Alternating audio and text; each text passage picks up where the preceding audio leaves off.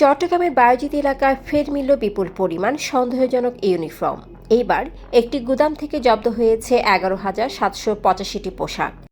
Fashion brand মানে art. আমি এখন চট্টগ্রামের বায়েজিদ বোস্তামি থানার নয়াহাট এলাকায়। এখানকার একটি গুদাম থেকে গতকাল রাতে পুলিশ এই ইউনিফর্মগুলো জব্দ করে। পুলিশের দাবি, এগুলো কুকিচিন ন্যাশনাল ফ্রন্ট বা KNF এর জন্য তৈরি করা হয়েছিল। এর আগে 17 মে একই এলাকায় রিংবো অ্যাপারেলস নামের একটি কারখানা থেকে জব্দ করা হয়েছিল আরও 20,000-এর বেশি ইউনিফর্ম। সেই মামলা তদন্তে উঠে আসে রাঙামাটির কাপ্তাইয়ের এক ব্যক্তির নাম, যার মাধ্যমে 2 কোটি টাকার ফরমাশে এসব পোশাক তৈরি হচ্ছিল। নগর পুলিশের একজন কর্মকর্তা জানালেন, বিষয়টি অত্যন্ত স্পর্শকাতর। এ বিষয়ে মন্তব্য করতে অনুমতির প্রয়োজন। এই ঘটনায় 3 জনকে গ্রেপ্তার করা হয়েছে এবং এখন তদন্তকারীরা খুঁজছেন এই চক্রের সঙ্গে আর কে কে জড়িত।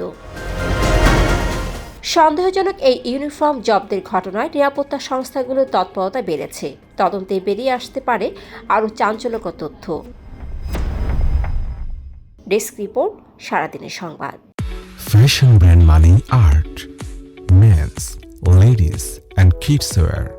Art be smart.